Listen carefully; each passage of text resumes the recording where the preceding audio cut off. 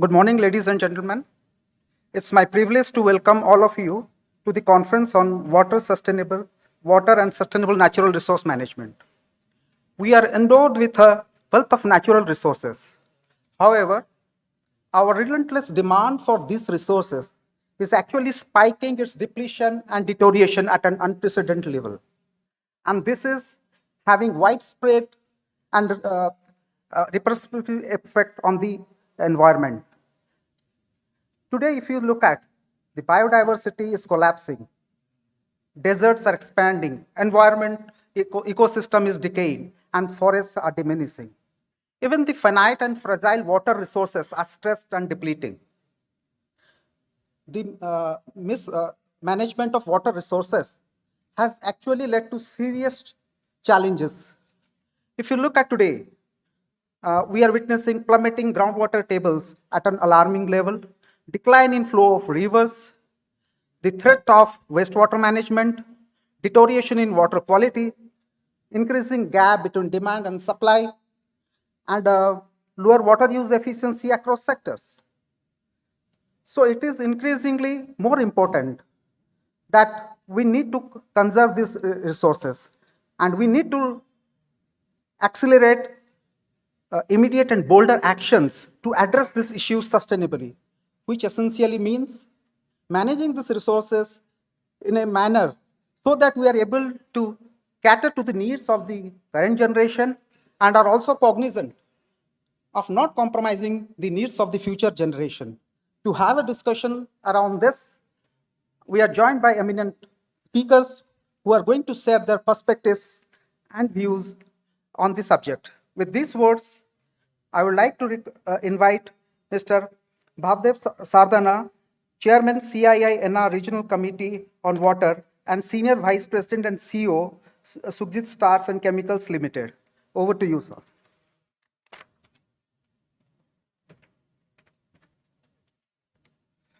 Thank you, Dr. Naik. A very warm welcome to everyone here today.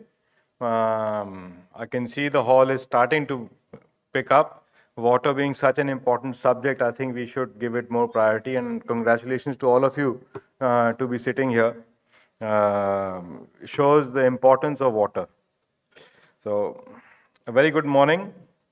On behalf of CII and on my personal behalf, I welcome all the dignitaries on the dais and all the participants to the Conference on Water and Sustainable Natural Resource Management. Conference on Water and Sustainable Natural Resource Management is a part of CII Agrotech 22 and has been organized at an opportune time as the world is increasingly facing desperate domestic, agricultural and industrial water shortages, not only in India but globally. According to the World Bank, India is the largest user of groundwater in the world after China. However, wasteful water use, be it in agriculture, brave enough to say it, or industry, or even how we manage our domestic water use, has led to a lack of sustainable water management across the entire facet of water management. There are challenges in policies. There is an insufficient public investment which is causing these outages. India has 18% of the world's population, but only 4% of its water resources, making it amongst the most water stressed in the world. A large number of Indians face high to extreme water stress. According to a recent report by the government's policy think tank, Niti Aayog, India's dependence on an increasingly erratic monsoon for its water requirement increases this challenge. Climate change is likely to exacerbate the pressure on water resources, even as the frequency and intensity on floods and droughts in the country increases.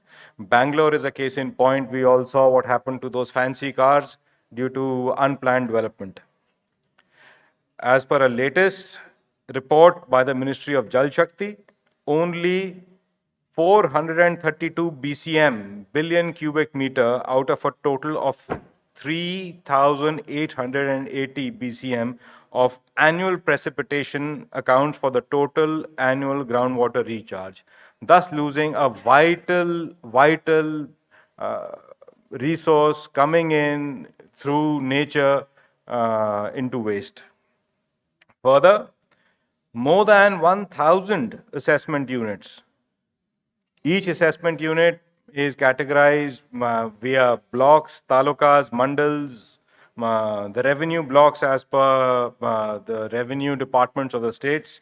In 17 states, they have been categorized as overexploited, where annual groundwater extraction is more than the annual extractable groundwater resource available.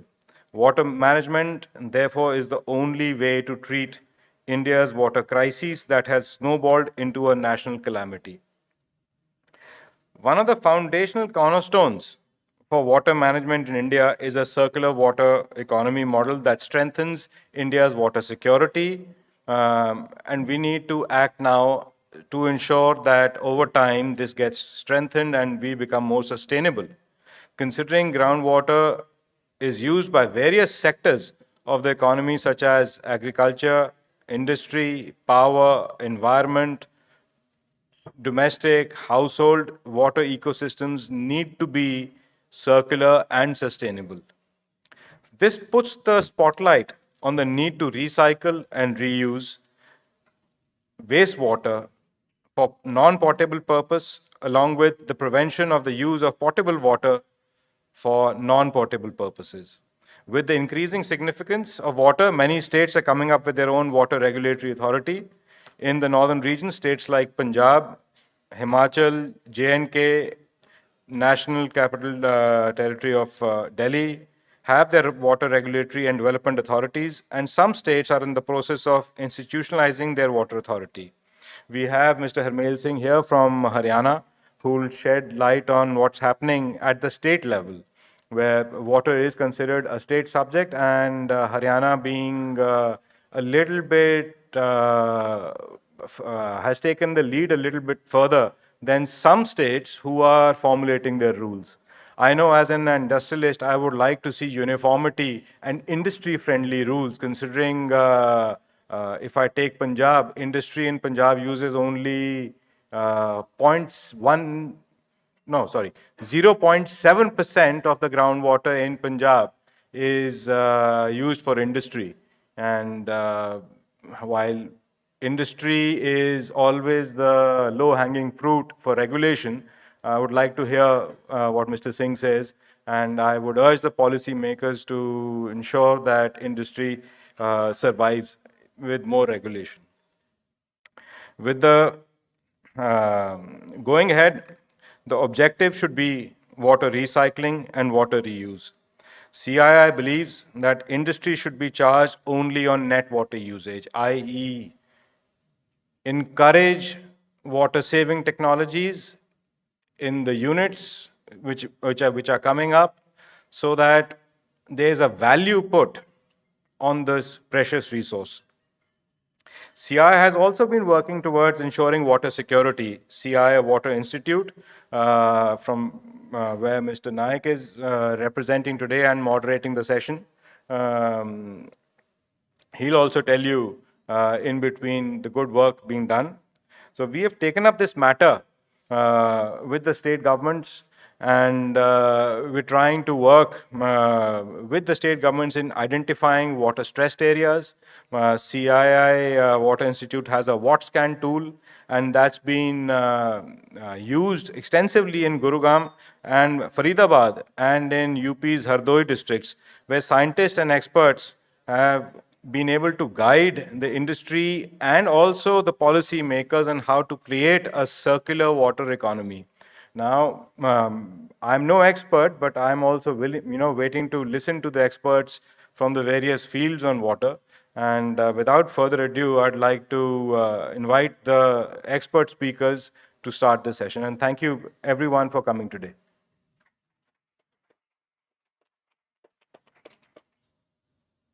Thank you, Mr. Sardana. for providing your perspective and a snapshot of the water resources. And you have rightly emphasized on reducing, reusing, and recycling of water. And that is going to be the era of the future. With these words, now may I request Mr. Anjani Prasad, Managing Director, Archroma India, to address us. Can I use?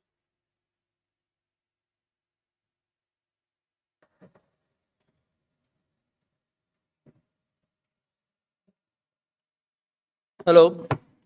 Uh, Good morning to everyone. And I'm here representing the specialty chemical industry, and I'm the managing director of a major multinational which is dealing in dyes and chemicals, especially in the area of textiles and leather and paper and home care and these industries. So I would give my perspective what's happening around in this industry, and this is a very special industry. And we as a company are global in nature. You can look at our archroma.com and you can look at our sustainability goals. One of the biggest thing which we feel is missing around the world is there's no KPIs for a company, which we need to be making it mandatory, because we have KPIs for all of our plants in terms of what we do on sustainability. And sustainability, one of these sustainable goals is definitely water, which is important, and that has to take prime role going forward.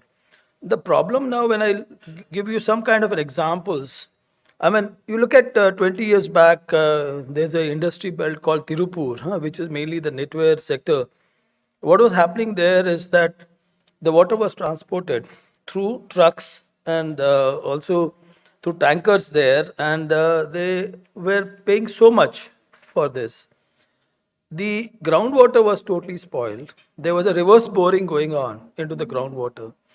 And when the coconut, when you take the coconut out and then take the water of the coconut, was colored. You can see how much it was polluted. Even the natural filtration, which is the most important part of the, could not filter it, and the color was still seen there. Government did a lot of work in Tamil Nadu and then pushed everyone to go for zero discharge, and everyone put evaporators, though it's very expensive. That's not sustainable also in a way. But then everything is now recycled and they're not looking for water for transportation. And now you can see the coconuts are getting right, and you get the right coconut water there. Now, water, definitely, we need to look at two major things. That one is on the safe drinking part, then also for the industry use, mainly in the agro and also into the power sector. This is going to be more important for us. Now, sustainability costs, how do we look at it? Now, climate change is really creating a lot of problems. You see, BSF, the biggest chemical company in the world, they're on the banks of the Rhine River. And 3 months before, where you had dry up of the Rhine, their whole transportation was stopped for the industry, for BSF. Italy, when you look at when the droughts were there and all the fire around, what happened there? Even in the salons, the hair wash was stopped in Italy because there was scarcity of water. So we need to really look at how important it is. Now, the 10% of is water is available at the glacier globally. Out of that, 70% is fresh water. The fresh water in the world is mostly coming from the glacier. And that's what we need for the drinking and for our hygiene purpose and for sanitations. You can look at Africa when the water is not there, and you can see all the queues around. And you see all the diseases which are there, like cholera, like other diseases of which are jaundice and many other which is linked to this water sanitation. And this is where one has to work and take care that the humanity will get affected with disease if we don't take care of water. All the hydroelectric plants which are around, where you have all this water coming in, many countries they are relying on that. Many states are only relying on hydroelectric power. And if you don't conserve this whole glaciers around, and with the global warming, then the water will become into a big crisis. We have to really look at how do we use the land better? How do we control, as I said, with the KPIs for the industry? and reduce the consumption. So wherever the KPI is there, there has to be a policy to push the consumptions down. If the consumption is not pushed down, you can't change at all, for water. Or they have to recycle. You can see the biggest example is Welspun. I feel people know about this towel coming from Welspun Industries. Now they were put to Anjar and there was no water there. They had to transport water from the Godavari to reach there, but later on, what they did, they became self reliant, and all the water for the industry was then used and reused there and recycled there. And they don't need now any external water sources. So that's how the industry has to take on as examples. And for me, when I look at from textiles, paper, and leather, these three industries are consuming the biggest water, but they also generate a lot of bad waste, and which is not treated properly. You go to Vapi and Surat and many areas, you will see this all open drainages. Even the dumping in the sea is also to be questioned sometimes because of the problem it can create to the sea animals there. The population is growing, the urbanization is happening, and the land use increase will be an issue which we need to look at. This natural calamities and man-made disasters are both linked. So whatever we do here, if we don't take care of this global warming, the whole flooding will happen. Mumbai, for example, will with 1.5-degree increase in the warming will be underwater. So there are the different aspects of it. I mean, seawater is not the best way to really look at. We have to really look at glaciers also as the most important topic there as far as the global warming is concerned. The important other elements which I want to put in is the social, economical, and the ecological aspects of the whole story, which is important when you look at the water management. And the water security is definitely going to be the important criteria because if you don't conserve on the water security of the country, then the country is going to be under crisis. So this has to take biggest, level apart from the energy. So energy, you see that the crisis happening around this fossil fuel, and then converting that to more of this metallic, war which is going on by mining. So every energy which is now made is out of some metal, either lithium or either the solar power or other the solar panels coming in from silica and also silver. So this is going to be a critical aspect to look at. Now, water management, water sustainability at this stage is critical. Water and water securities are dependent on, and mainly the drinking part will be also linked to that. Agri and energy sector are the most important sectors which we need to look at as far as the water because they have to get the first, than anything else. Because if you don't have agri, then we have a problem. Now, more and more people are converting into non-vegetarians. So, more non-vegetarians means more fields are required because the ratio from a vegetarian to a non-vegetarian when the economy increases is 10 times the land which is required for vegetation. So this also we need to be aware that there will be huge land requirement for vegetation, and if you don't have the water for this, then how do you do that? So this are some critical aspects which is important. The planning is going to be important for the government. That once we need to have a very good plan, and then what are the improvement areas on the plan? After that, how do we monitor that and control that? Because controlling will become an important element to the whole story. So these were some of these thought process I bring in. We as a company are pushing very hard on also water as one of the major KPIs apart from energy. Energy is directly linked to carbon footprints, but water is also in a way somehow linked for this, and we are taking this as a KPI, and all our 16 plants in the world are working on KPIs which has got also water conservation as one of the major topics. Thank you very much. Thank you, Mr. Prasad, for sharing your perspective on the industrial water management and also focusing on the competitive use of water across sectors. The daunting challenge for the industry today is not only to manage its fresh water, but simultaneously ensure that to bring about a curtailment in the discharge of wastewater, because the wastewater that is generated and dumped into the ecosystem causes serious environmental problem. So in a way, what he has rightly pointed out, the industry needs to improve its water use efficiency and improve its SWC, what we call it, the specific water consumption. Thank you, Mr. Prashad. May I now invite Mr. Indras Ghosh, Head Sustain Market, IGCC.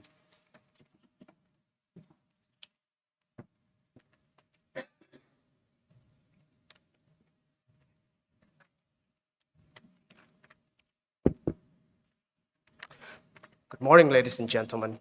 Also, good morning and my heartiest welcome to our respected guests and speakers today, experts today.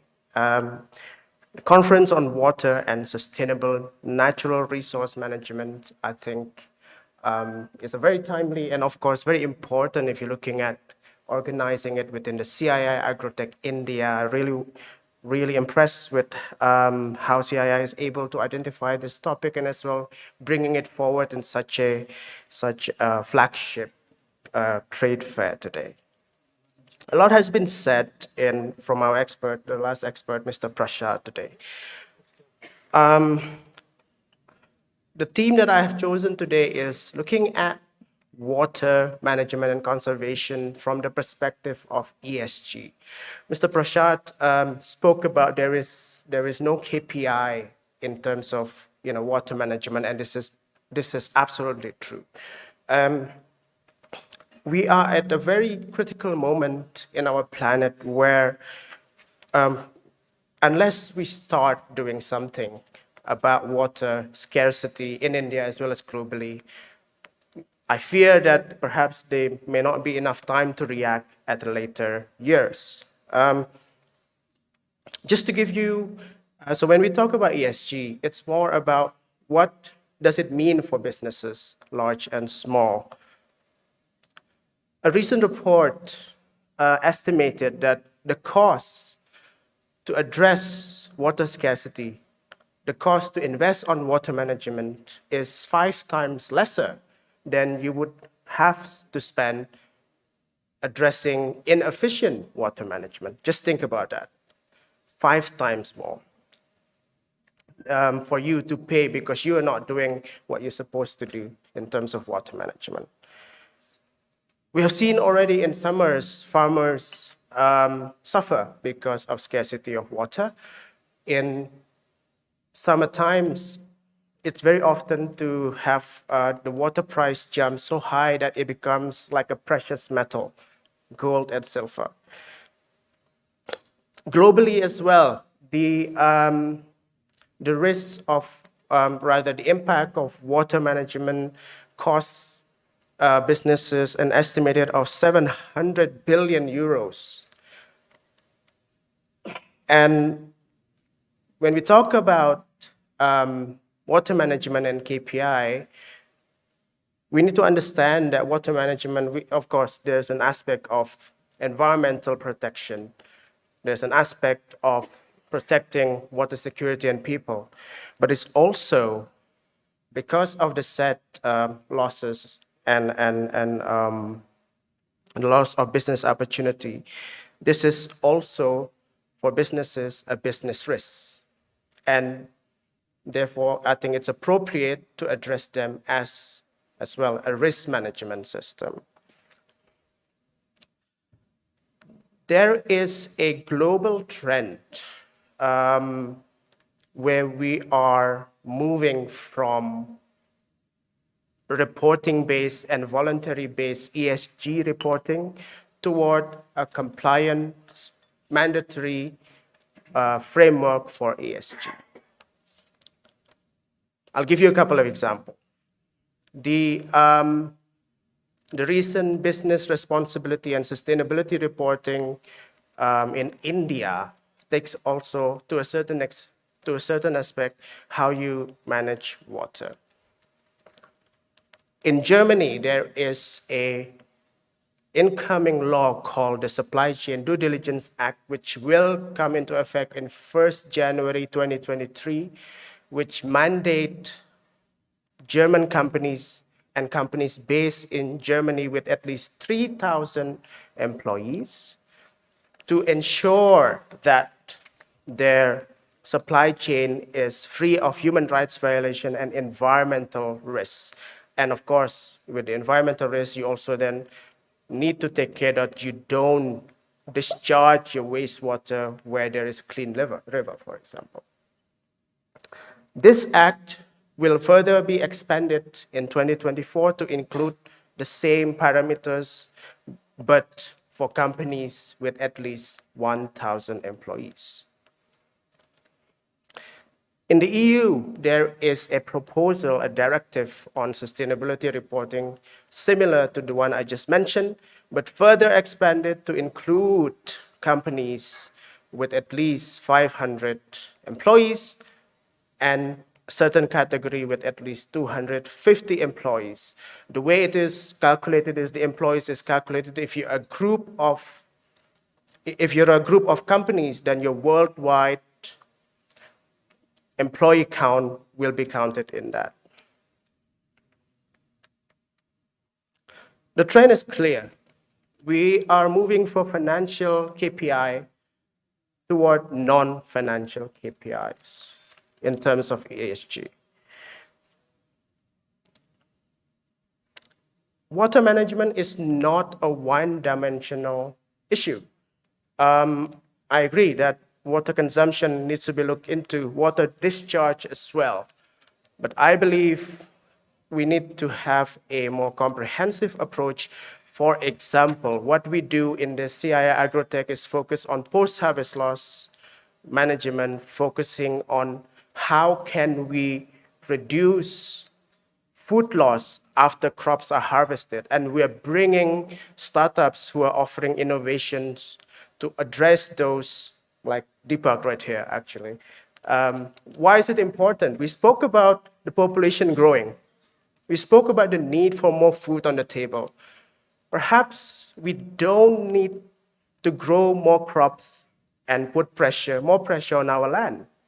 Perhaps we need to take a look at more how we can preserve those which are already planted. And therefore we use less land, we use less water. It's a domino effect. I spoke a lot about large companies, but what does it mean for small and medium-sized companies? Because it does require a lot of investment to address, to have a water management. I would ask you to ask yourself, where do you want your business to be in 5 to 10 years? We know water management is a business opportunity, it's a business risk management. If you want to make your profit for the next few years, perhaps you can afford to then not address this issue within your company. But if you aspire to expand your businesses, or maybe you're already a part of a global supply chain because your buyers is located in Germany, then in my opinion, you need to invest on this. Talk to your buyers how you can create cooperation with them to address those added administration and financial burden.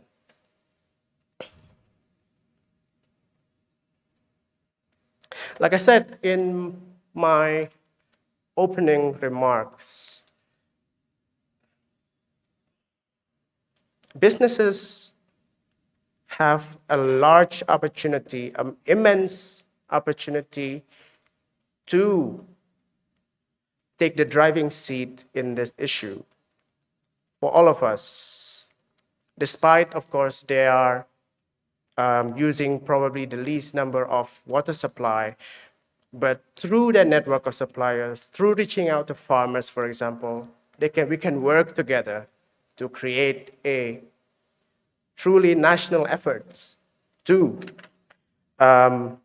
reserve water and create more sustainable economy for years to come. Thank you. Thank you, Mr. Ghosh, for bringing into perspective, water resource management and its critical role. You are very right. Like water resource management would be critical to ensure sustainability of the business operations. And it is therefore incumbent upon the industry to take a proactive role in managing their water resources. He rightly pointed out, big industries or large-scale industry do have a vision with respect to water. But when you talk of medium-scale industry, the engagement of the industry with respect to water management has not been that forthcoming, and water tends to be much on the much below the pecking order of the industry also. I mean the small scale industry. That's the reason they don't take it seriously, the management of water resources. But yes, going forward, industry has to take a serious role to undertake sustainable water management. And he rightly pointed out, industry has the expertise and experience to manage the water resources. However, it would be critical to leverage this knowledge and experience by forging alliances or partnership with multiple stakeholders and build a consensus to how to evolve on a sustainable water management, improved water scenario, and overall water security. Thank you, Mr. Ghosh. Now may I invite Mr. Surendra Makhija, Senior Vice President, Jain Irrigation.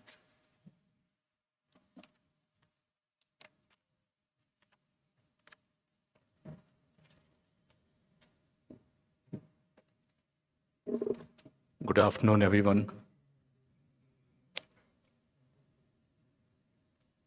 I don't know when to start because where to start when you have so much to talk.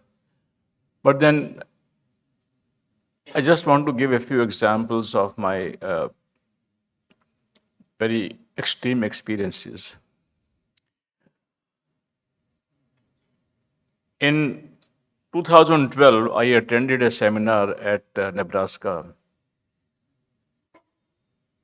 in the US, and the subject was too hot, too cold, too wet, too dry. And this is something which is staring us in our face.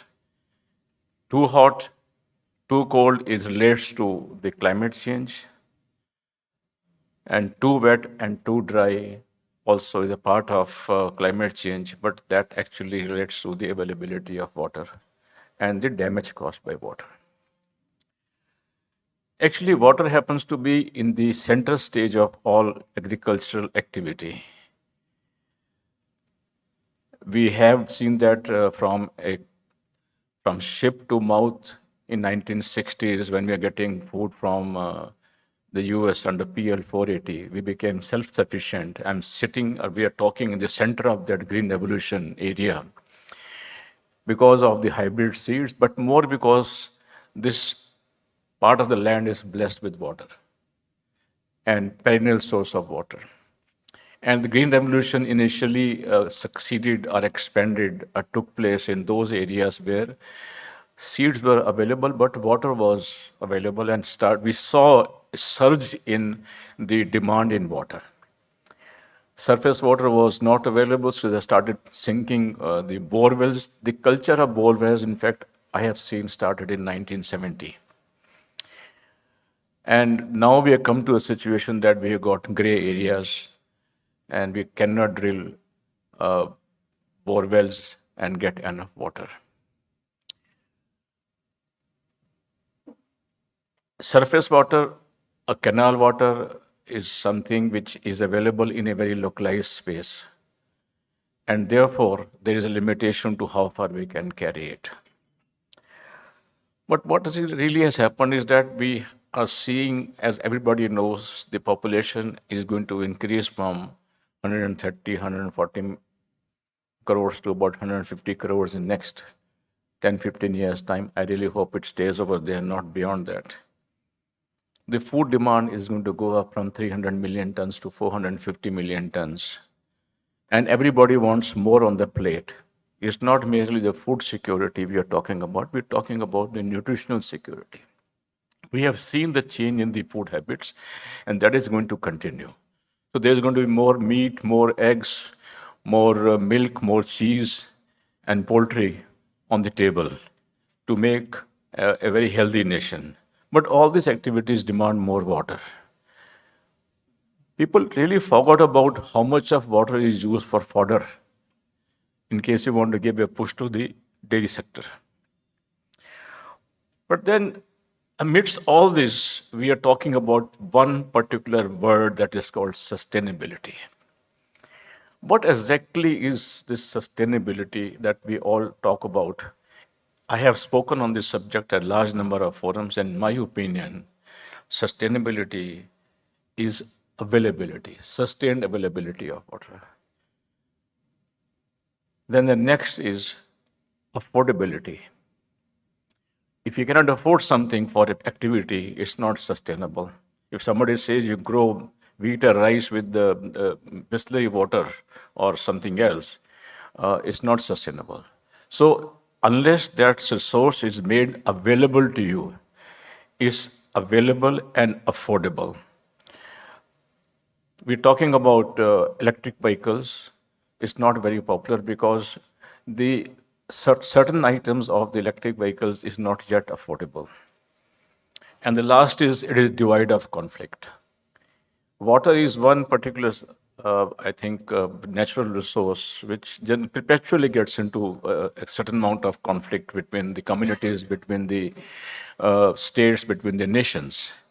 And this really plays a very, drag on the progression of the agricultural activity. So sustainability has to be availability, affordability, and because if the water goes down to 1,000 feet below the ground level, you can't grow rice over here. You can't grow wheat over here. There are some areas in Gujarat where people growing some very high value crops and taking water from 900 feet to 1,000 feet. But talking about Punjab, we can't think about it's affordable to do that. So again, I said availability, affordability, and divide of conflict. Now, how do we solve this problem? Which there are three angles to it. First, of course, is the supply side. We have to ensure that whatever we have in our hand, we are able to hold it together and we are able to convey it to the respective user in the most efficient manner. I have been personally trying to propagate the idea of conveying water through pipeline, not canals and not channels. Incidentally, about 8 years back, the Central Groundwater Board has a Central Water CWC has accepted and also issued guideline for conveying bulk quantity of water, large, medium. The channels are to be got rid of, and only pipes are to be used. The pipes have a lot of advantage, being that we don't need land for that. It does not waste any water. Even land is not wasted. So we have to see that the supply side is managed, the conveyance side is managed, and the use side is managed, this demand side is managed. We don't have to waste water. Punjab, we don't see much of use of the mechanized irrigation systems like drip irrigation and sprinkler system. But if we go to states in the southern part of the country where water is in stress, in Maharashtra, in Gujarat, in Andhra Pradesh, Tamil Nadu, the adoption of micro irrigation system is very, very fast. It's because they have seen the advantages of using micro irrigation systems. I'm not here just to talk about drip irrigation system or sprinkler system. I am here talking about sustainable management of the resources. And water is one such, let's say, the main center stage of the resource for agriculture activity. Now, when we talk about the other resources in agriculture, we talk about fertilizer, we talk about land, we have seen that using micro irrigation system can help a lot in making a very effective and efficient use of fertilizers and other micronutrients, and also making a very effective use of the land that is available to us. So you use your less water and you produce a lot more if you have and every year we see that the holding of the farmers is going down because of division of the land within the families. And if we do not try to make optimum utilization of water and all natural resources and try to optimize the production, it will be very difficult for the farmers to remain in agriculture. In fact, the younger generation of the farmers are not interested in agriculture unless they're able to get good remuneration out of it. So the per unit area of productivity in our country has to be increased by using mechanized irrigation system, mechanized conveyance of water, and also trying to make sure that we are able to manage the water on both on the supply side, conveyance side, and the demand side. So we have some of the government of India's programs like a per drop more crop, something like this micro irrigation system which are being promoted, and the government of India is giving a lot of subsidy for use of this system. Then most of the subsidies are being used in the southern part of the country, and I don't see much use because we see that we have enough water over here, but that is not the case. The time has come to rethink about how we want to use our water and make very effective use of water. In fact, you can use much less fertilizer because calibrated application of water through drip irrigation ensures that you use about 30% to 50% less fertilizers and less amount of micronutrients. You do not have any weeds in the farm, and you have to use less of the pesticides or weedicides. So the point I'm making is that unless we save water in agriculture, because we are really using about 80 to 85% of the all available water in this country in agriculture, we cannot think about the diversion of water for other activities. We are now having mega programs of, Atmanirbhar Bharat, Make in India program, smart cities, and there's an increase in the urbanization because people want to come to the city and settle down in a more comfortable life. So currently, let's say the share of population in the city is about 27%, 28%, and the rest is in the urban areas. But in a very short time, this is going to go up to about 40% in urban areas and 60% in the rural areas. So we need more water for the urban sector. We need more water for the industrial sector. And there is going to be a competing demand in such cases. And in case we don't save water, we don't make effective use of water, efficient use of water in agriculture, we will not be able to carry on in the same manner. We will not be able to meet the projected requirement of the food, demand of food, and other nutrients in this country. So this is all I have to say, and then as we come by, we will be answering the questions. I think one example which they gave about the Rhine River in Germany is something very relevant. For those of you who have visited that area, Rhine River was the lifeline of that central part of the Europe, and you could see the ships, plying in that river. It's such a large river. And they have to stop, even the smaller boats going into the area because there is no water available there. So let us not get that kind of a situation in our country that our rivers start drying up and we don't have water even for the regular purposes. Thank you very much for a very patient listening. Thank you, Mr. Makhija. It's really critical that we undertake both supply side management and demand side management towards effective water resource management. And he has rightly pointed out, agriculture has the lion's share of water. So if the issue of water management can be addressed in this sector, then we can improve the overall water scenario of the country. With these words, now I'd like to request Mr. Deepak Rajmohan, founder and CEO, Greenport Labs, to address us.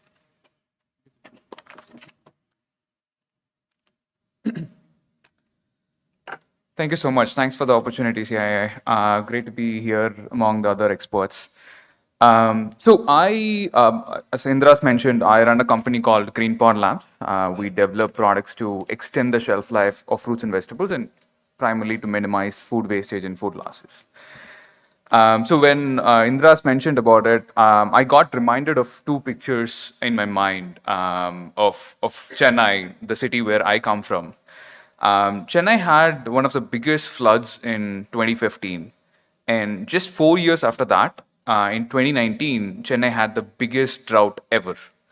So within a time period of like 4 years, if you could see in one single city, there can be so much diversity of like floods on one end and then drought on the other hand. It's very unreliable. So climate change and the impact of climate change towards water is very, very unreliable. And like taking the right steps and taking the right conversations toward that to make the movement towards preserving the natural resources and optimizing the natural resources is very much required. I'm glad to be part of this. So I wanted to bring a perspective of like innovations, new technologies, and things which can potentially change this dynamics of water use and natural resource preservation for a long-term years. That's what I wanted to bring as a point of view this time. So I think I look at the water resource primarily for agriculture in three different segments. One, as previously mentioned, we need to increase the production of food production and water required for that. That's one side.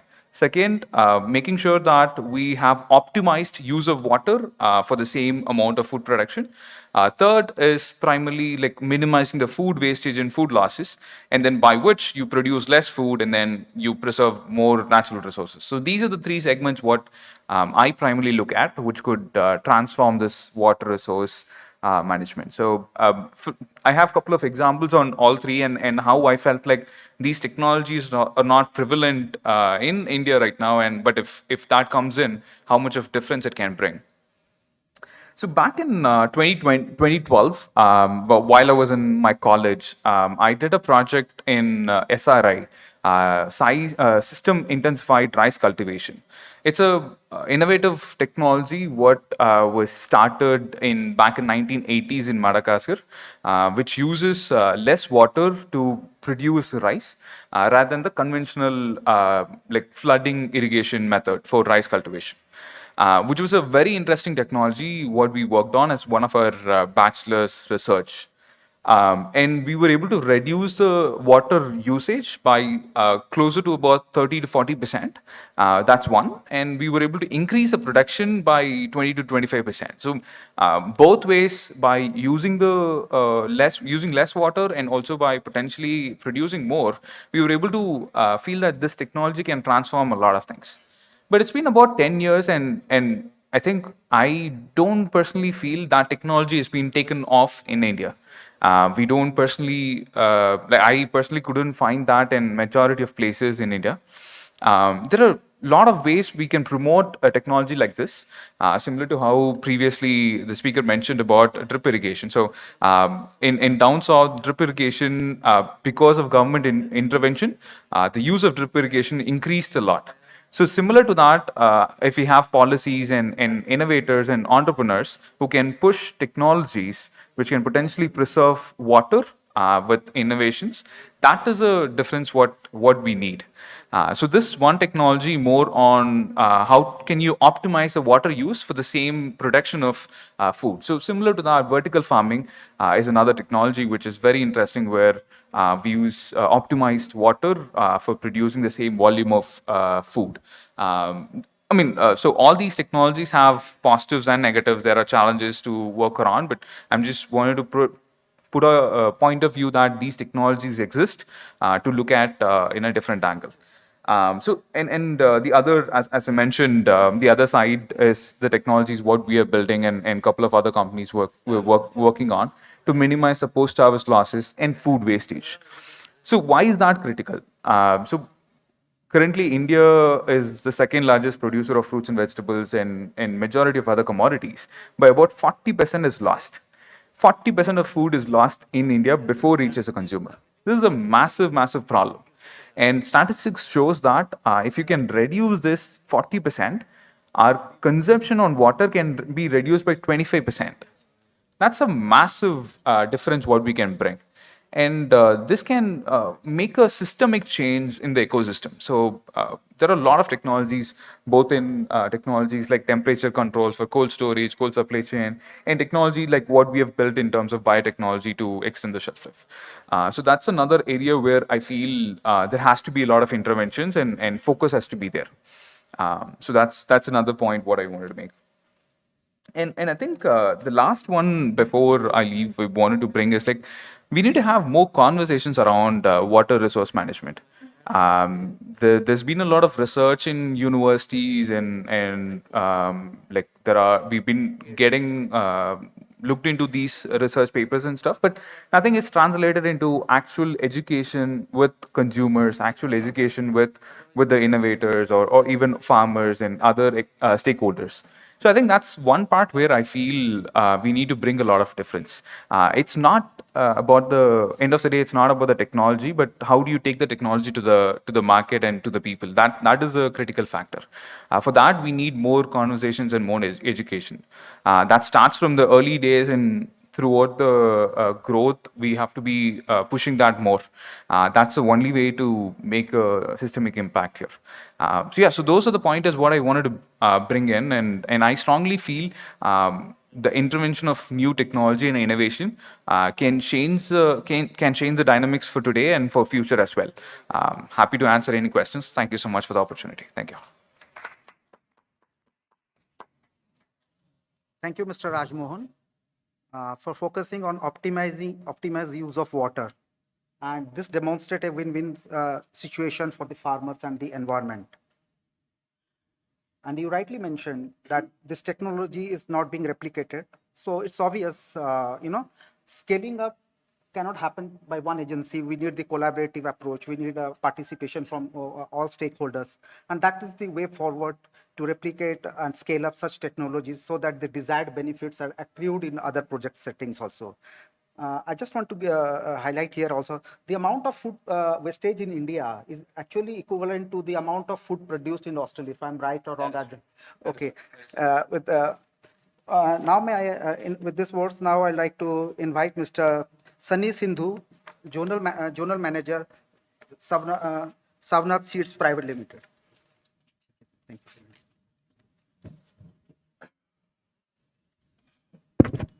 So yeah, good morning, ladies and gentlemen. So I am here representing seed industry, I guess.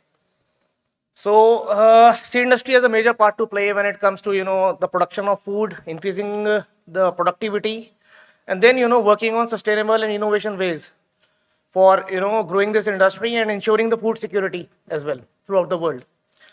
So touching this, I'll come to two main crops, that is rice and wheat. You all know these are the main two staple crops we have, and then rice being the main crop, which is water guzzling crop. So I'll share a fact with you. For producing 1 kg of rice, we need approximately 3,000 liters of fresh water. So that is what rice has to do with the nature we have, the environment we have, and being the main staple crop, and then important from the food security point of view as well. We have to work upon the ways by which we can make rice farming sustainable. So then, the other part is 44 million hectares is the area in which India has been, rice cultivation has been done in India. So looking at that part as well, I'll touch upon this. I'll urge all of you one thing.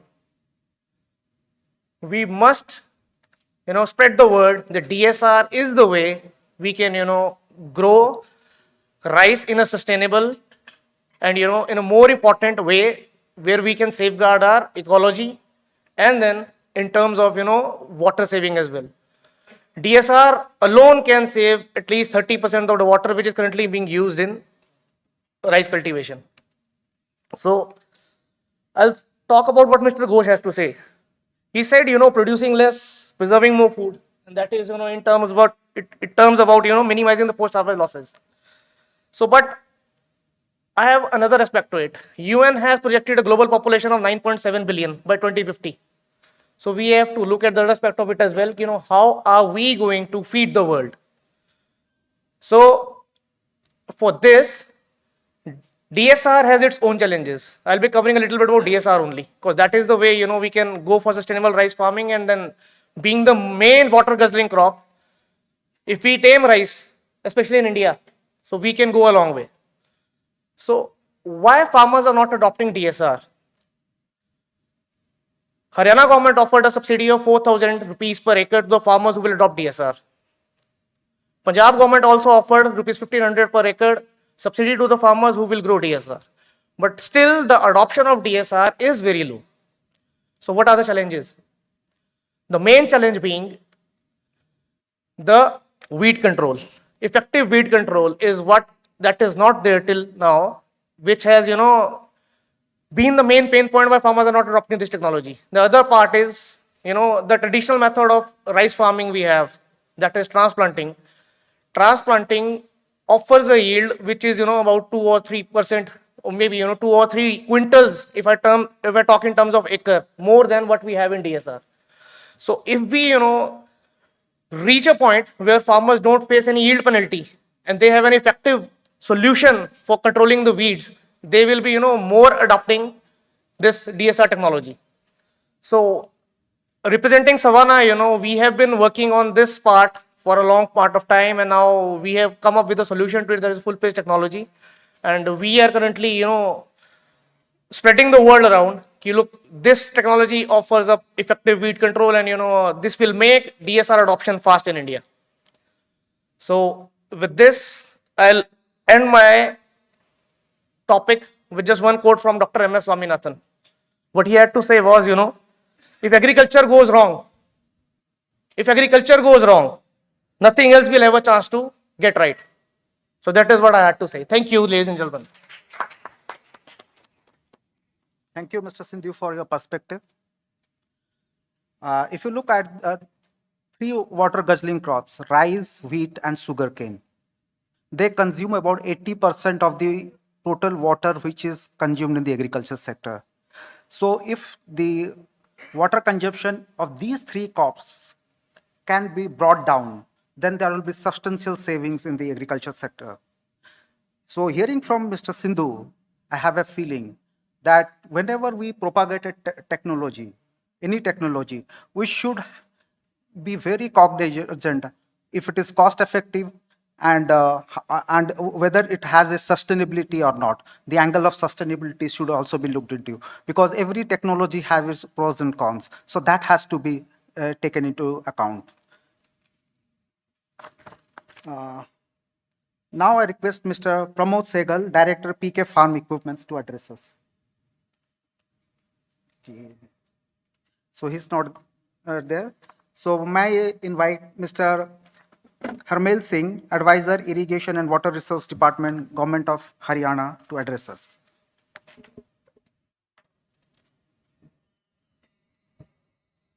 Good morning, everybody. Myself has been associated with water sources for the last 42 years. I retired in 14, and now after that I am advisor with HWRA and Government of Haryana in Irrigation Department.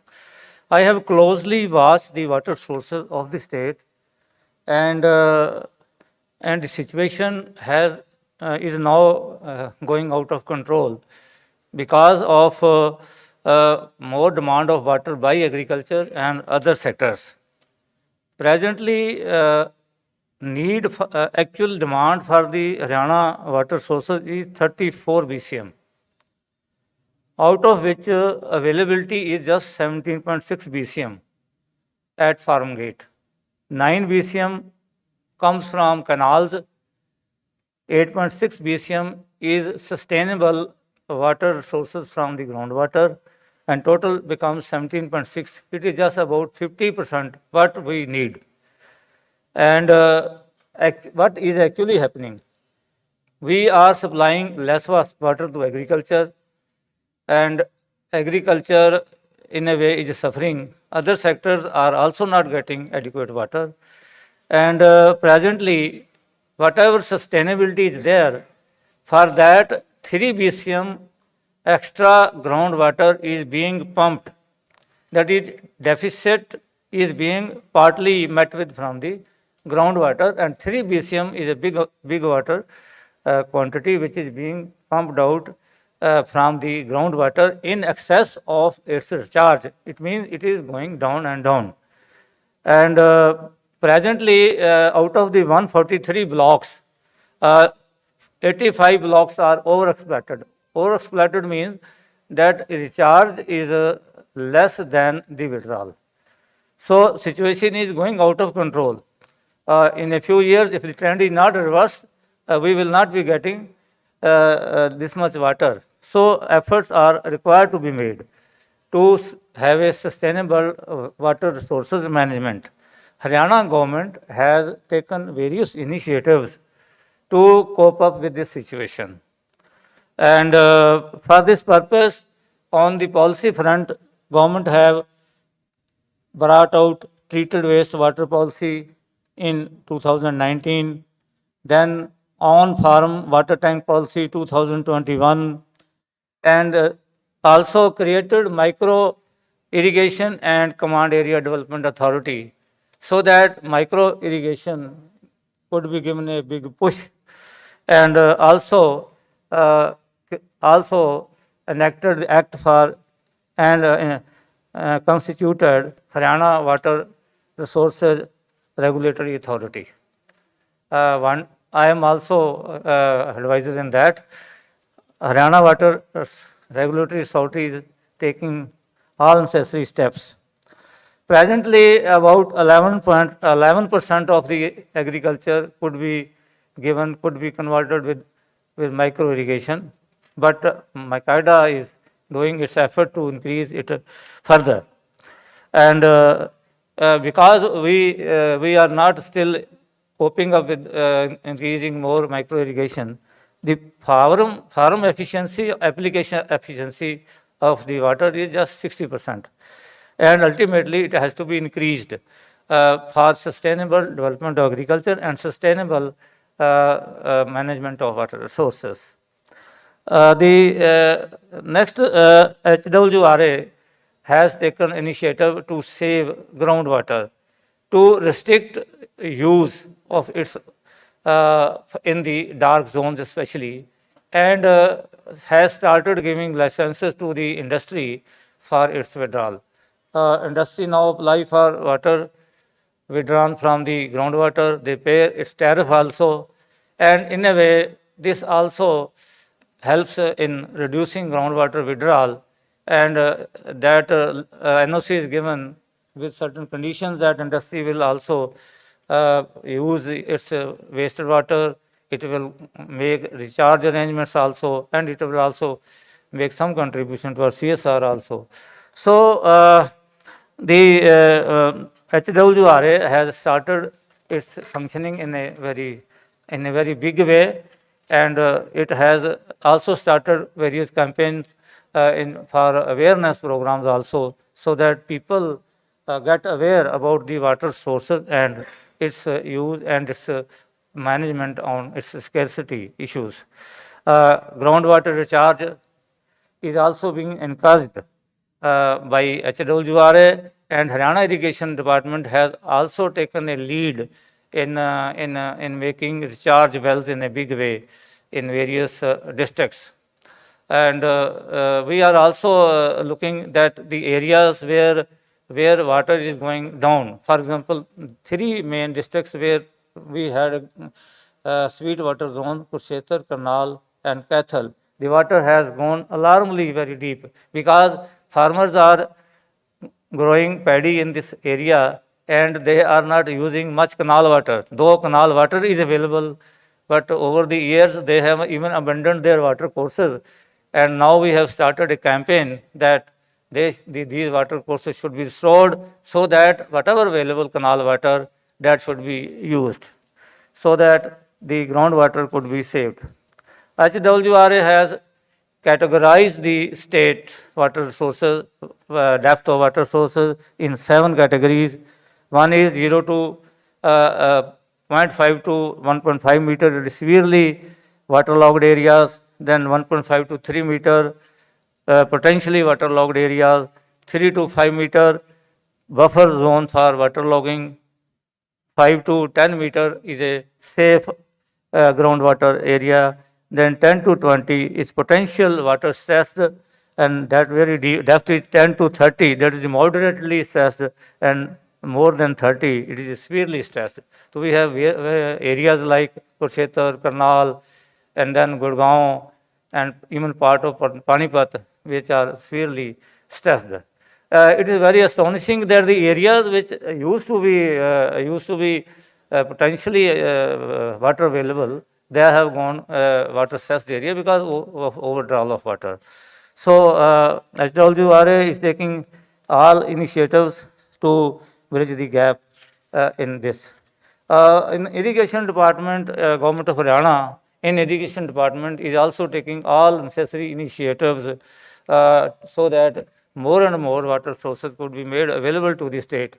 Now, unfortunate part is that 3 dams were planned on river Yamuna, Kishau, Renka, and Lakhwar Vyasi, and due to interstate disputes and disagreements, these could not be yet started for construction.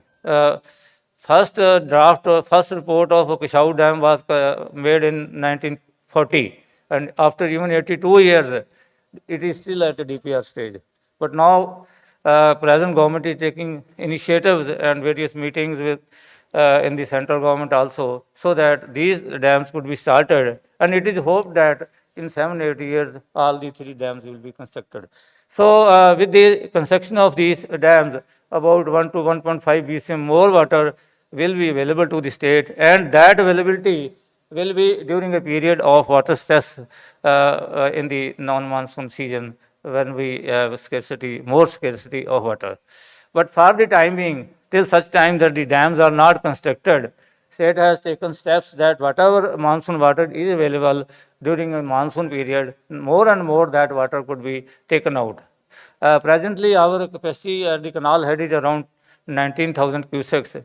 Now the government is constructing increasing capacity of the carrier channels and spending about more than 3,000 crores of rupees for increasing the capacity of the WGC system, reconstructing augmentation canal, and constructing another canal from Dadapur headworks to the augmentation head. Jailan Canal have also been remodeled. Then PD branch is being remodeled. So Hansi branch has been remodeled. So all these canals have been remodeled. That will save the water and also carry more water during monsoon period. The concept is that whatever flood water is available, that should be transferred to the state, and it should be used for agriculture, and it should be used for recharge. We have been also making use of this flood water to regenerate the already gone dry rivers from the Rajasthan side, 3-4 rivers. We have started putting water to that, so that their beds could be recharged. So these steps has been taken, and department has also taken other initiative steps. Department has put real-time data acquisition system (RTDAS) at 90 locations where online real-time data is available, and it is now being available on the dashboard. The dashboard is likely to be inaugurated in few days, and monitoring is being done. Unrad app has been created which monitors the tail data daily online. So now, when I was engineering chief, we were getting tail information only after 1 month. Now it is being taken daily. So daily, the HOD gets the tail position, which tail is short, where it is short, and how it is. So these are the things. But unfortunate part is that over the years, water resources could not be created.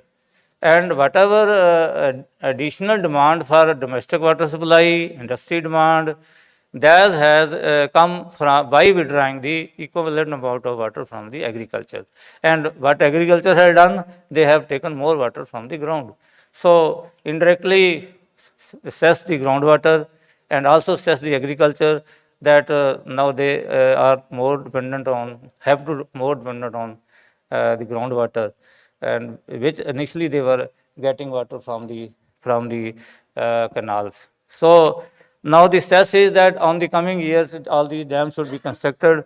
We are also hopeful that some positive outcome will be from Punjab side also. Some water will also from SYL also. So position may improve, will improve in coming years.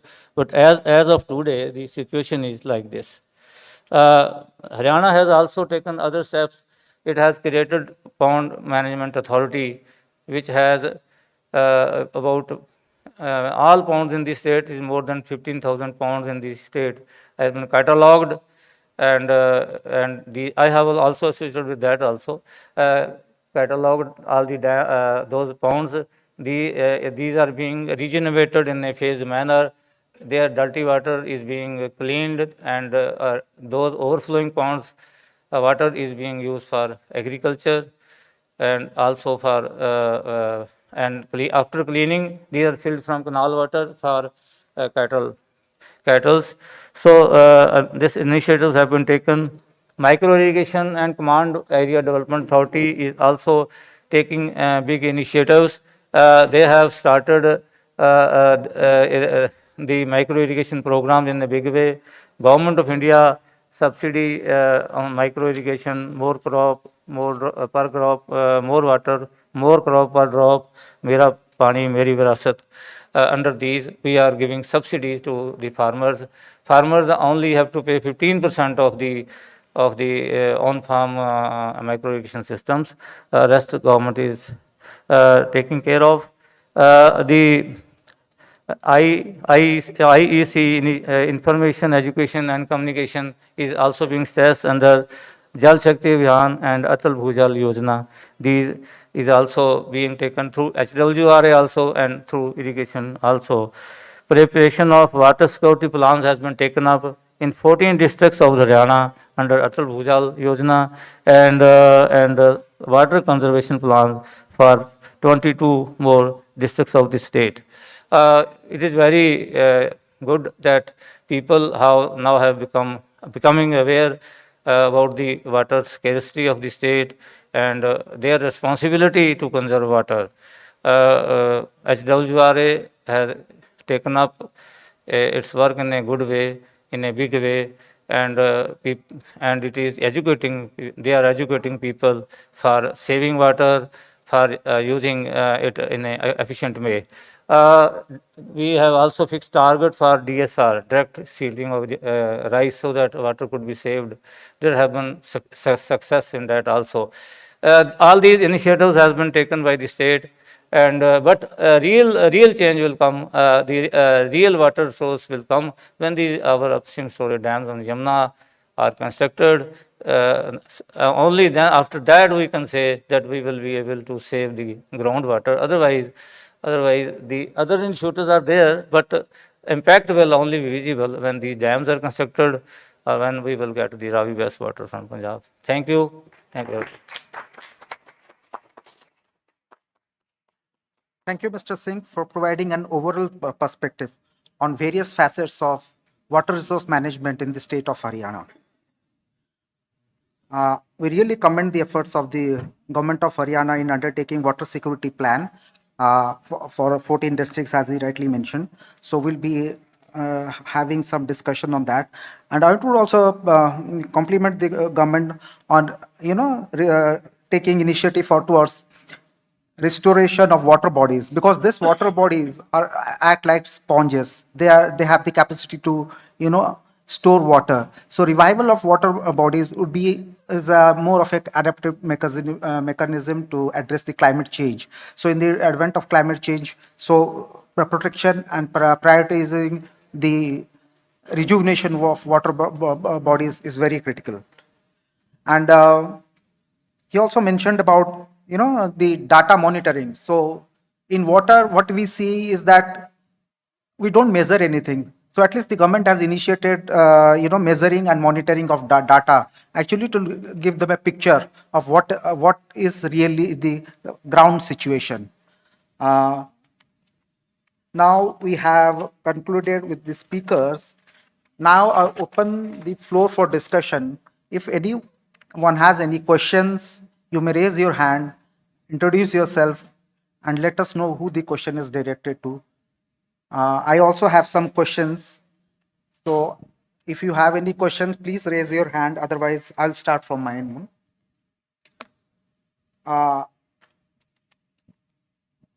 Yes, sir. Please take the mic. Yeah, good afternoon.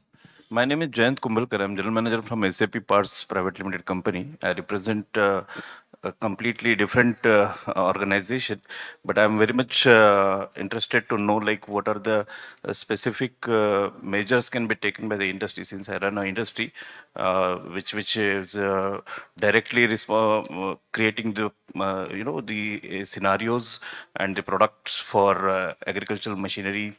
And we just want to understand, like Mr. Prasad told, there are no guiding principles or some KPIs are missing. So it would be more elaborative if you could identify some KPIs for the industries they can follow and monitor in terms of conservation of the water, particularly in the use, operations, and distribution. Thank you.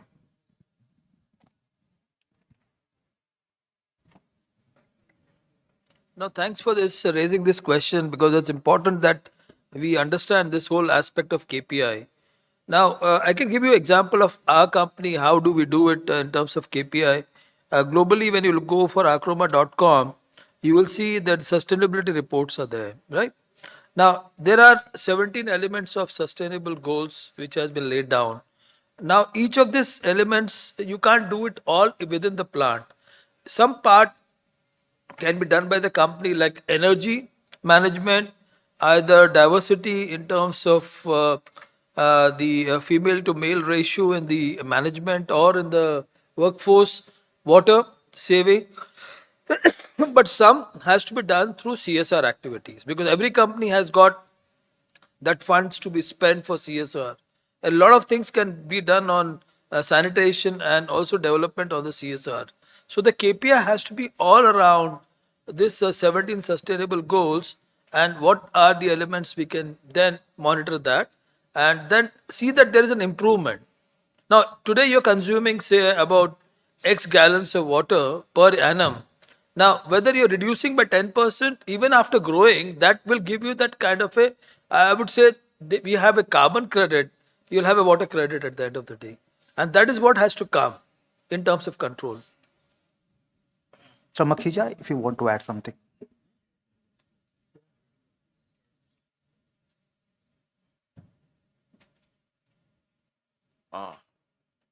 There's always a hidden switch. It's a very pertinent question. You see, 1983, I was invited to speak on this subject almost 40 years back. And I gave some kind of a very back of the envelope figures that it takes 17,000 liters of water to make the shirt that we wear, and 90 liters of water to make the cup of coffee that we drink. People thought I was mad. But later on, when the studies were conducted in the West in 2002, on the entire value chain, there were difference in the quantities, but then the idea was that if I said 90 liters for a cup of tea, it was about 70 liters or so. No, what your question is said, where do we start and where do we start making them? Unlike the carbon credits, there are no baseline studies for the water footprints of many items. This is a work in progress. In fact, personally, I've been very much interested in promoting the idea of aqua credits, like carbon credits. But there are a lot of hindrances in this, and not many people are interested, but this will come up in about something like 10, 15 years' time. So what do we do? Many of these activities are, I would say, suo moto. If you're making an equipment, you should try to assess how much of water you are actually using to make that equipment. You can relate it to your turnover. You can relate it to your tonnage of equipment. You can relate it to the number of equipment that you produce. And if for every year you're using about, let's say, 10 million liters of water for X amount of money, you can make a derivative out of it. And next year, try to reduce it as much as possible. I was moderating a session about 8, 9 years back at FICCI, a different platform, and I had JSW and Coke probably. So they all have been talking about, and they have really striving very hard to consume less and less water. If JSW less and less water per ton of steel, the soft drink like Coca-Cola and Pepsi are doing the same thing, like less and less water per every liter of cold drink that they make. So, in absence of the baseline studies, you create your own benchmarks and try and use as little water as possible before there is a conflict with the community or other users in your area, your region as such. And that is bound to happen because agriculture uses about 80% of the available water in most domains. And this luxury cannot continue for a very long time, but agriculture also needs more water by itself because you need to produce more. And it's competing demand from the industry and the urban sector is not going to allow this to happen. So there will be a conflict. So it is up to you to try and make it as frugal as possible and make your production activity as efficient as you can do that, and that will probably help you and your industry to survive and sustain for a longer period. I hope your question is answered. Sir, if I may add to it, so any industry, any organization functioning, it has to fine-tune their strategies which are in coherence and with the watershed. Because your activity should be in coherence with the watershed in which you reside. For example, suppose I come from Rajasthan, which is a desert state. So do you expect, I'm just posing a question. I'm not against any, industry or any agriculture practices. I'm just posing a question. Suppose I'm in a desert state of Rajasthan. Does it warrant me as a farmer to cultivate sugarcane? Does it warrant me as an industry to set up a distillery plant? I'm just posing. I'm not being confrontational. I'm just trying to engage with you. So we have to, it's not only every stakeholder has to fine tune its strategies and actions which are in coherence with the hydrological cycle. You have to understand your hydrological cycle. You have to plan it accordingly. It doesn't only mean supply. It might, when I say hydrological cycle, coherence with the hydrological cycle, how you reach a consensus. So that counts. So Mr. Singh was mentioning of the water security plan. Maybe something are a part of that. I would like to hear from you, sir. You mentioned about the water security plan, which is being prepared for the state in 17 districts, I suppose. So if you can just elaborate. We are evaluating the demand of the people, and we are also evaluating from where that water can be made available. For example, in those areas where water is going deep, we are making plans to make more recharge wells in that area from using the flood water, so that those areas could be made sustainable and they could be made water secure, so that there should not be any undue scarcity of water in that area, even if rain fails in some year, so that we make water availability to them in a sustainable way. Thank you, sir. Mr. Bose, you mentioned about some of the exemplary work being being followed in German companies. So I just would like you to just briefly tell us what are the approaches that are being followed there, and which are the approaches do you think should be replicated in our industry setting, so that we are also able to manage our water resource, or the industry is able to manage its water resources more effectively. Thank you. Thank you for that question. So first of all, I think it's important to know there is no magic bullet that one technology or a number of technology can answer the water crisis issue in industry, for example. It's about deployment of different solutions in the right context and in the right quantity as well. I think most of the elements have been discussed here.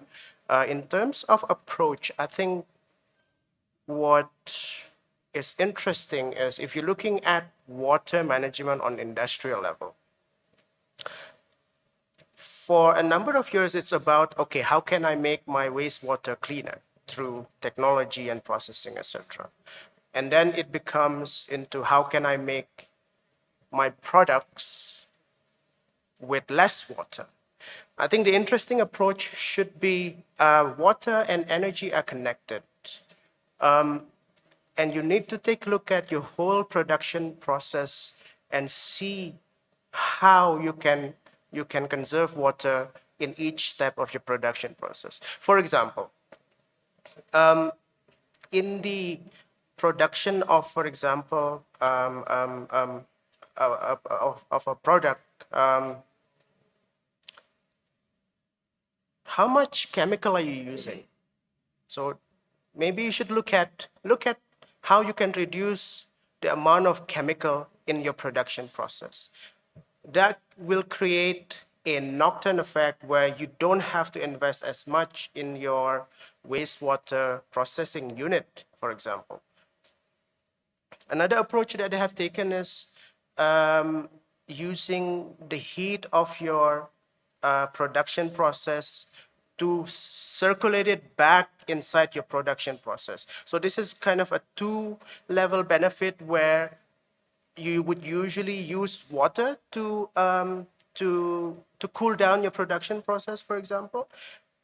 And now, instead of that being a cost factor, you are circulating the heated water back to be used in other process within your production process.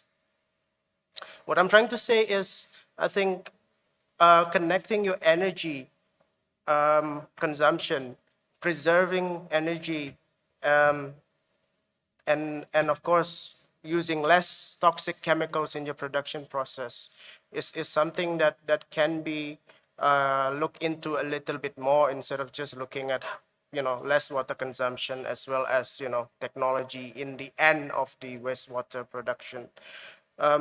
Industries are actually very good in defining their own KPIs on water assessment. And as Mr. Prashad said, it needs to be a continuous improvement. Okay, this year it's 10%. Maybe next year we can do a little bit better, 15%. I don't think in terms of technological solution, there's a lot of differences, to be honest. As we've seen today, the government of India, even Indian companies have done amazing work in this space as well. Another aspect that I can think of as well is a lot of skilling and capacity building perhaps can be improved in making sure people understand, water experts. We don't see quite a lot of that these days. So I think just a holistic approach, connecting the water management into the different parts, looking at how your raw materials are being produced. Maybe you're not using a lot of water, but your materials come in and your suppliers are using a lot of water. So yeah, just a very holistic overview of your production process and making sure that throughout that entire process, the different aspects such as water and energy is taken care of. Thank you. Thank you, Mr. Ghosh. Mr. Prasad, you mentioned during the interaction about the textile industry initiatives for water conservation. So could you please elaborate on something on recycle and reuse which can be replicated in Indian context? Yeah, there will be some astonishing factors which I will now bring in now. A pair of denim which you're using now will consume 6,800 liters of water. So can you imagine that? Now the major portion of this in the processing is again going back to the wastewater. So we need to be clear on that aspect.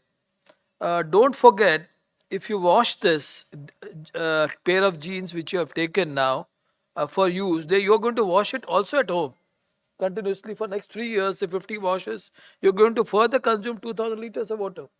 So every person in this world now, if they have so much of water consumption at the end of the day for a pair of jeans is going to be a problem. The other astonishing factor is that for a female population in the world, with the fashion going in too strongly, 65% of what they buy, they never use it. They're all lying in the wardrobes. That's the study. And for the male, it's about 40% not used. Now, you have put in so much of water and energy to make it, and now you don't want to use it. The Zara and the fast fashion is really spoiling the whole game. So they want you to consume more, but then you're spoiling the environment at the end of the day. And Zara has got about 20 days of fashion. Every 20 days the fashion changes. So you want to replace your own goods or your own fashionable apparel by something new, which also has a lot of water to be consumed. Now, what is happening in the industry is that the processes which are used to make it, people are looking at how do we reduce that. Like what you said, there's that reuse of some of this hot water into the process, so you don't use less steam to further, increase the temperature. Recycling is becoming an important aspect, as I said, for Tirupur, the whole thing, or Welspun, they're all doing that. There are also new innovations around waterless dyeing, for example. So there are ways of using it by different means, of not just water as a media for processing, but something else as a media. That has been there. The other big problem in the textile industry is the common effluent treatment plant and the wastewater management plants. These are actually not working. The only few are working to the level what we expect on the biodegradation aspect and the BOD and the COD, which is the key factor. And everyone just wants to not use it because it's charged in the CETP. So they're finding ways to discharge it outside also. Ludhiana has got 4 CETP, for example, in the textile industry, but that is not fully utilized, and there are still a lot of work has to be done. Evaporation is not an answer because in the recycling part, which Tirupur does, because there's no other way out for them, so they have to do it. Now, the other thing in the fashion, what is changing is 70% was cotton in the past, which has a lot of water used in irrigation of cotton. But now the polyester is taking over, which is actually a less consumption, but the recycling becomes an important aspect of it. Now, the other important thing which is happening in this industry is about 3D printing. That means you don't need this whole process to go on. You can just print it out, garments in your home. And that has been catching up now as a new innovation. Like you can print the organ of the body, you can print the fabric and the garments also. Now, what is required, I feel, for the water body all over the world, or maybe especially for India, there are so many research institutes which we have working on water conservation and all. We don't have an innovation portal at all, or open innovation portal where you can have all the innovation topics appearing at one place and people can use it then. So there is no talking ground available now. The KPIs we already discussed is an important aspect, but textile industry has to really absorb it. It's not that everyone is doing it to the level. End of the day, it's always about restriction of usage, control, recycling, and less use will always be the most important factor for conservation. Thank you. Thank you, Mr. Prasad. Mr. Makhija, you very passionately spoke about sustainability. Based on your ground experience, you have been working with in this sector. So, based on your ground experience, could you please elaborate what are the key challenges you encounter when you go to when you want to undertake sustainable agriculture practices in the country or any particular state? Thank you. In my opinion, the solution challenges I have already spoken, and we have all discussed that. The solution lies in making agriculture science-based and technology-driven. Unless we do that, and we have achieved this only so far only because we have treated agriculture as science-based. In 1960s and 70s, we had hybrid variety of seeds, high-yielding variety of seeds for the first time. And we started using technology by simple using diesel pump set, electric pump sets, drawing water from the deep tube wells. And slowly, we saw the onset of the agricultural machineries to make farm equipment and farm operations faster and more efficient. And today that stands good as it is. Now we have to start thinking in terms of avoiding the wastages and optimizing the productivity and production. I can give you example of only one country, and most of you must have heard about it, and that is Israel. I happen to go to Israel many a times because Jan irrigation system has got two factories in Israel. In fact, Jan Irrigation has made the largest investment in Israel than any other company from India. Now, in this small country, they are short of water. All they are doing is that they're treating water like gold. Every drop of water is used in a very efficient manner. What we are talking about per drop more crop is that per drop lot more crop. Their productivity level from per drop is much higher than what we talk about in India. They recycle every bit of the city waste. They have a facility called Shefdan near Tel Aviv, where the city waste from 7 cities is collected, it is filtered and allowed to percolate in the sandbars in the field, and it's pumped out and pumped all over across the Israel, particularly the Negev desert, in purple color water pipelines. That water is not sanitized, but that is why it is used only for agriculture purpose.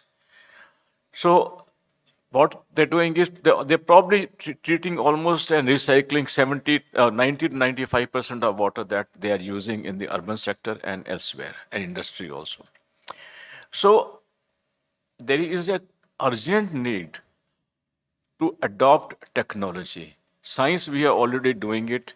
Every now and then we get better variety of seeds, new variants of the pesticides and cultivars.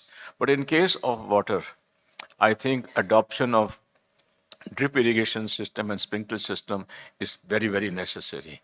Why? I'll give you a simple example. In case of drip irrigation, what you're doing is that you're applying water practically every day. So you're never allowing the plants to have any water stress.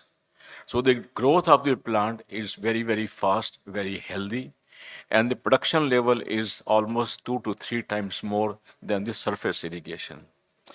At the same time, when you're applying fertilizer, when applying water, you also apply calibrated amount of fertilizer along with each or every second or third irrigation cycle.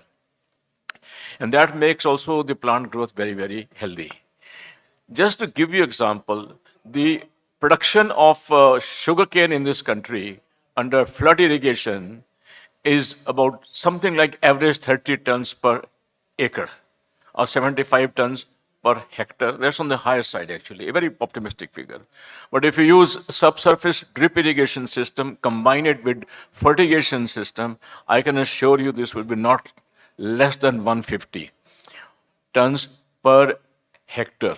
There are farmers who take about 150 tons per acre also, but that's a very extreme case. The farmers are taking about 250 tons per hectare in Maharashtra and some of the parts of this country by using drip irrigation system. And drip irrigation system not only as a conveyance of water or irrigating, it's a technology by itself. You have to study when to irrigate, how much to irrigate, when to fertigate, how much to fertigate, and that is where the whole mantra lies. And I am also very optimistic. I am a great believer of the disruption in technology and exponential technology, which we are all witnessing every day. So I'm also very optimistic that we will stop using conveyance of water through channels and canals. And the time has come that we start thinking in terms of using water, conveying water in large diameter pipeline. Now in this country, HDP pipe and steel pipes are available to the diameter of 3 meters. That's twice height of my height. And you can convey And you require some energy for this purpose. And mind you, not only in the field of agriculture and irrigation, in every aspect of our activity, our daily life, the disruption in the energy sector is going to impact us a lot. The solar energy cost has gone down from 16 rupees to about less than 2 rupees a unit. I feel that solar energy will become damn cheap, dirt cheap, almost as cheap as about 50%, 50 paisa to 1 rupee a unit, if used on site. So you start thinking in terms of, shipping, transferring water from one river basin to other river basin through pipeline, conveyance of water instead of canals through pipeline as such, and large, because if you're conveying water through pipeline, all you got to do is to hook on your irrigation system. You don't need a secondary pumping, like in case of Israel. They don't have a secondary pumping in their field. So like we have a tap water in the house, they get tap water in their field. So we have to start thinking in terms of using water in the most effective manner, and that is my point. Thank you, Mr. Makhija. Mr. Rajmohan, just would like to understand from you, you have been in the sector. So how have you, what steps have you been taking to, replicate this technology, and what are the challenges you encountered and how you address them? If you can just from your field experience, if you can share it. Thank you again. Thanks for that question. I think before any innovation, understanding the pain point from the customer perspective is very important. Be it a water resource management or, from my perspective, food wastage and food losses. What industry talks on a media and what industry talks on articles and something is completely different from the ground reality. I personally felt like if there's an innovation which has to scale, it has to scale from the point of view of customers. So I think the first biggest thing what I did was spent a lot of time with farmers, spent a lot of time with the traders and retailers, every stakeholders involved in this value chain, agriculture value chain, understood the pain point of food wastage and food losses from their perspective. Once you understand that, then you have a perspective which like it's different from the actual what's been portrayed on the media and other side. That was a key differentiator what I did. So that helped me develop a product which is meaningful for them and which is meaningful for their ecosystem. And that helped us scale from point 1 to point 10 pretty fast. So that's one thing what I would suggest any new innovators who want to make a difference here. Understanding the ground reality very deep is very critical. The second thing, one of the challenges what we faced and like which could change eventually is like, so the upfront R&D for a technology is very, very hard. Be it like even if you have an understanding on the early days, innovation development and R&D is very expensive and it's very complex as well. So we had to struggle for first 2 years to build the technology in-house and build it from scratch. So if there's an opportunity to work with universities, if there's an opportunity to work with other ecosystem partners to accelerate that early development, that will be a meaningful difference. And that would encourage more entrepreneurs, more innovators to take their ideas and take their products to the market and make the systemic change. So those are the things what I would say. So the third one, which is critical for us and which I would say has to be happening, is the talent pool improvement. So any innovation or technology to scale to a greater phase, you need the right talent pool to take it to the next phase. We were lucky enough to build our strong team, and they are taking the innovation to the next phase. But I think the education system is not pushed in such a way that these talent pool can be naturally created. So we have to identify those talent pool, but if the education system is helping, maybe we'll have more talent pool for access. So I think those are the three things what I would suggest, and that is where the next phase of growth will be for all the innovators. I'm very bullish on this. I'm very strong that the technology will solve these problems. It's just like we need to have the right ecosystem and support for that to happen. Thank you. Thank you, Mr. Rajmohan. Mr. Sidhu, if you can just elaborate, you mentioned about the full page TM. So if you can just elaborate on the salient features for the benefit of the audience. Okay. So full page rice cropping solution that we offer, it is an integration of smart rice genetics, new generation seed treatment called Squad, and then a herbicide tolerant breeding trait. So the problem with DSR, currently the adoption is low. So there are three big reasons. The first big reason is paddy seed being rough.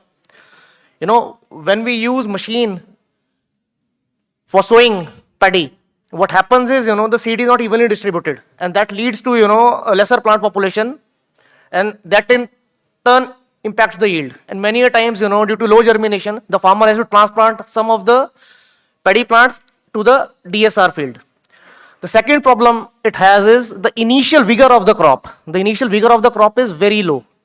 So, that makes a farmer in a bit of a worry, like the crop is not growing properly, and then in turns, what happens is farmer gets its DSR field plowed, and then he resorts to the old method of transplanting. And the third big problem we have is the broad spectrum weed control. That is not there till date. The weed control, we have three kinds of weeds. We have grasses, we have sedges, and then we have the broadleaf. What happens is, right now we are using a combination of chemicals. First we go for pre-emergence weedicide, and then we go for 2 or 3 sprays of post-emergence weedicide.